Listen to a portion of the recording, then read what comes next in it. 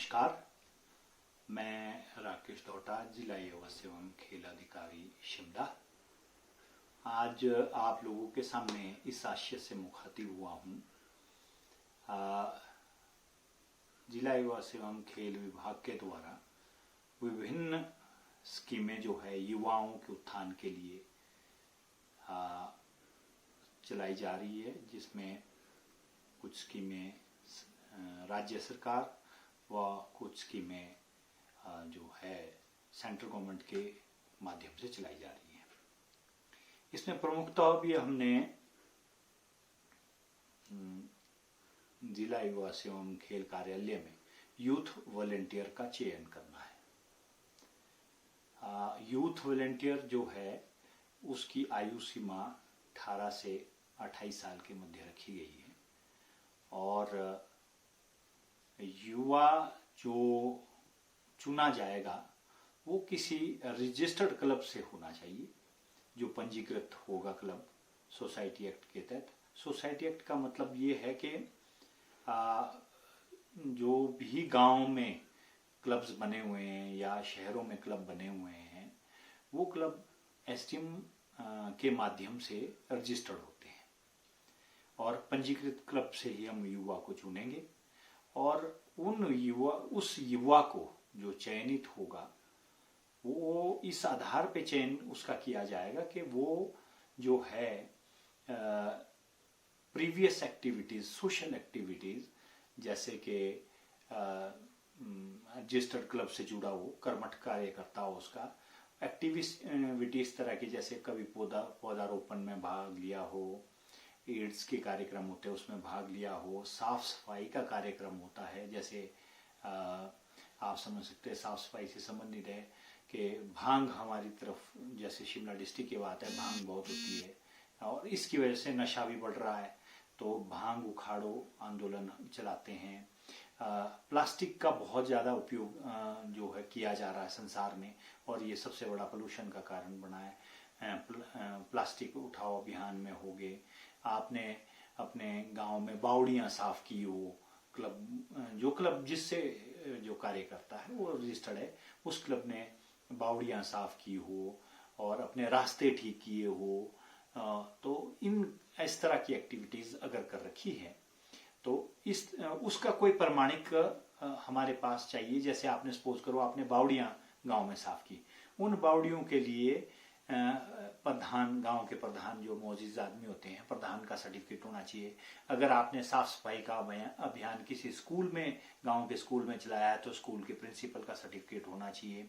अगर आपने पौधारोपण किया है तो आपके जो भी है वहाँ पे गार्ड है, जो फॉरेस्ट गार्ड होते हैं हमारे, बीओ है या आपके एसीएफ है या डीएफओ है, इनसे एक सर्टिफिकेट आपके पास होना चाहिए।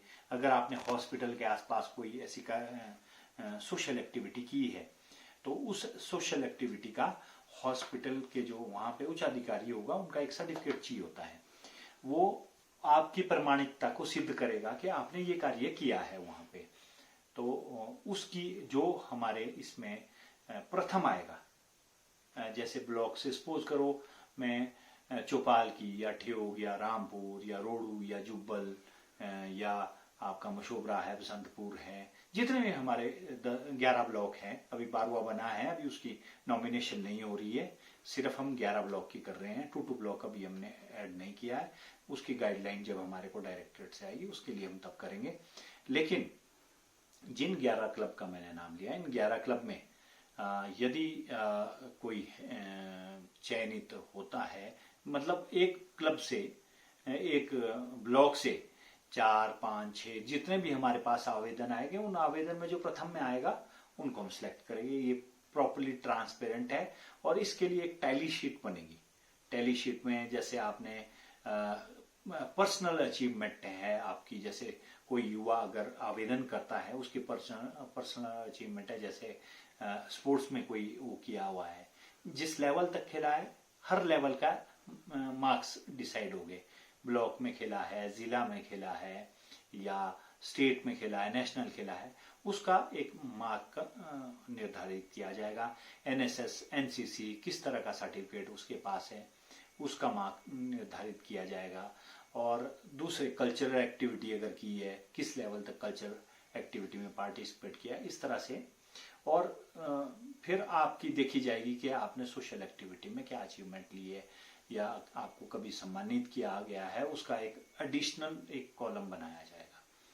इसी तरह से हमने ये यूथ वॉलंटियर का चयन होगा, और यूथ वॉलंटियर को हम 3,000 रुपया, ये एक सम्मान राशि है, मानदेय दिया जाएगा उसको, 3,000 रुपये होगा। और इसके अलावा हम विभिन्न एक्टिविटियां करवाते हैं, इसका मैं चर्चा बाद में करूंगा।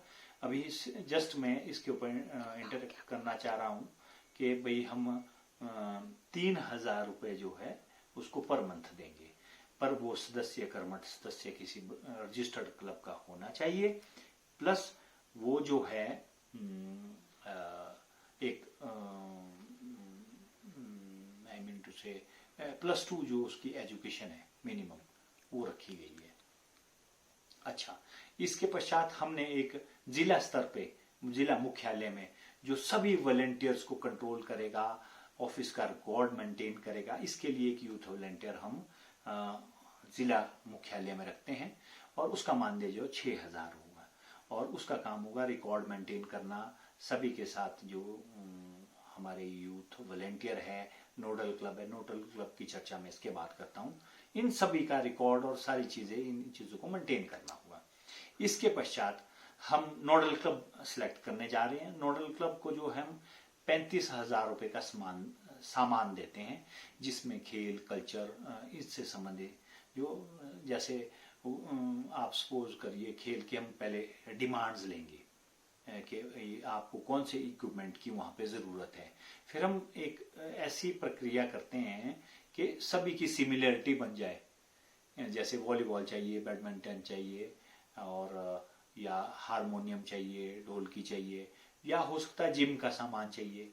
जैसा मैं पिछले टाइम में सिरमौर में रहा हूँ, तो मैंने एक नया इनिशिएटिव वहां लिया था, मैंने जिम का सामान उनको दिया था। तो इस तरह हम देखेंगे यहाँ प्रायोरिटी क्या रहती है, उसके हिसाब से करेंगे। पर नोडल क्लब को हम 35,000 का सामान हर साल देते हैं।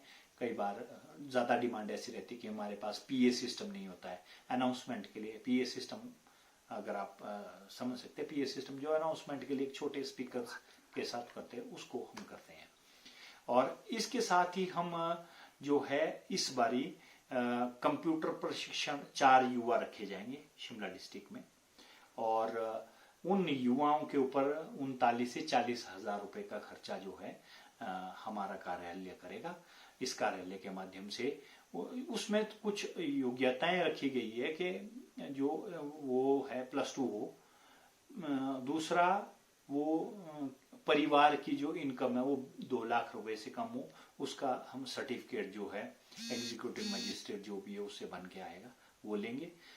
तीसरा इसमें जो है उस परिवार, जिस परिवार का उस सदस्य नॉमिनेशन के लिए आवेदन करेगा, वो जो है उसके परिवार से कोई सरकारी या गैर सरकारी नौकरी में सदस्य नहीं होना चाहिए। ऐसे युवाओं को हम इसमें प्राथमिकता देंगे। और इसके लिए जो हमने आयु सीमा रखी है, वो आयु सीमा 18 से 35 साल है। बाकी जो यूथ क्लब और नोडल क्लब है, उनकी आयु सीमा 18 से 28 साल है। और जो ये हमारा ये कंप्यूटर प्रोग्राम है, इसके लिए हमारे, और इसके अलावा भी हमारे विभाग के द्वारा विभिन्न एक्टिविटीज चलाई जाती है। जैसे वर्क कैंप चलाए जाते हैं, यूथ वॉलंटियर जिसको हम चुनेंगे उसके माध्यम से वर्क कैंप चलाए जाते हैं। उसका कार्य भी, वर्क कैंप का कार्य भी जो है वो यही अभियान है, सोशल एक्टिविटीज करना है। और इसके अलावा विभिन्न विभागों द्वारा हमारे को और भी कार्य दिए जाते हैं। उन कार्यों को का समन्वयन, एक कहने का एक तात्पर्य है कि सरकार के द्वारा लोगों के हित के लिए जो स्कीमें चलाई जाती हैं, उन स्कीमों को हमारे जिला युवा सेवा एवं खेल कार्यालय शिमला के माध्यम से जन जन तक पहुंचाना, ये एक लक्ष्य है जिसके लिए इनको चुना जाता है। और इसके अलावा हम ये यूथ लीडरशिप प्रोग्राम चलाते हैं। एक युवा जो है उसको जानकारी होनी चाहिए कि किस विभाग के द्वारा कौन सी स्कीम जो है जनता के हित के लिए चलाई जा रही है। उस प्रोग्राम में हम इनको बुलाते हैं। उसमें जितने भी हमारे ब्लॉक्स हैं, वो एक ब्लॉक से 5, 6, 7, 8, मतलब एक लिमिटेशन, जिस हिसाब से हमारे पास बजट आता है उस हिसाब से हम एक लिमिटेशन बनाते हैं। उनका आने जाने का किराया, रहना और उनके आने जाने की डेली वगैरह ये सारी चीजें हम उनको देते हैं। और अगर बजट में प्रावधान हो तो और भी, जैसे इस बारी हमने फोल्डर्स दिए थे या बैग देते हैं, इस तरह का कार्यक्रम किया। और इसमें जानकारी दी जाती है कि विभाग के द्वारा जितने भी विभाग है, जैसे हॉर्टिकल्चर है, एग्रीकल्चर है, बीडीओ ऑफिस है, आपके डिस्ट्रिक्ट वेलफेयर ऑफिस है, लैंग्वेज एंड आर्ट ऑफिस है, मतलब जो इम्पोर्टेंट लगते हैं उन को हम इसमें बुलाते हैं। और उनके माध्यम से जो है हम इन लोगों तक, जन जन तक इन स्कीमों को पहुंचाने का प्रयास करते हैं कि भाई उनको नॉलेज हो कि होना क्या है, क्या विभागों द्वारा क्या स्कीमें चलाई जाती है। और इससे हम रिपोर्ट लेते हैं इनसे कि आपने कहाँ कहाँ तक ये किया है। इसके पश्चात हम यूथ फेस्टिवल करवाते हैं। यूथ फेस्टिवल में जो है ब्लॉक लेवल से लेकर नेशनल लेवल तक युवा खेलता है और जो वो सर्टिफिकेट उसको मिलता है। खेलता इन द सेंस, ये यूथ फेस्टिवल है तो ये कल्चरल एक्टिविटी से रिलेटेड होता है। जैसे हमारा कल्चर है, पुरानी नाटियां, तबला, सितार, ढोलक, बांसुरी या फोक डांस, सोलो डांस, इस तरह की एक्टिविटीज करवाई जाती है और ये नेशनल तक पार्टिसिपेट करते हैं। और 3% जो रिजर्वेशन कोटा है सर्विसेज के लिए, उसमें भी इनको ऐड किया जाता है। तो आपके माध्यम से मैं आपको विभाग की एक छोटी सी जानकारी देना, बहुत कुछ करते हैं, बहुत कुछ कहने के लिए है, लेकिन संक्षिप्त में मैं आपको यही कहना चाहूंगा कि मैंने एक प्रयास किया है कि जन जन तक हमारी बात जाए। कोई बहुत ही कर्मठ जो है क्लब काम करते हैं लेकिन उन तक हमारी योजनाएं नहीं पहुंच पाती हैं, हमें नहीं पता रहता है। इसलिए मैंने एक प्रयास किया है कि जितने भी क्लब डिस्ट्रिक्ट शिमला में कार्यरत हैं वो क्लब जो है एक्टिवली पार्टिसिपेट करे। हफ्ते में 4 दिन, it's not a big deal. 4 घंटे, हफ्ते में 4 घंटे अगर कोई क्लब डोनेट करता है तो वो एक बहुत बड़ी फाइल क्रिएट कर सकता है। और साथ ही साथ मैं आपको ये कहना चाहता हूं कि भारत सरकार के द्वारा भी एक दर्शन पोर्टल चलाया जा रहा है।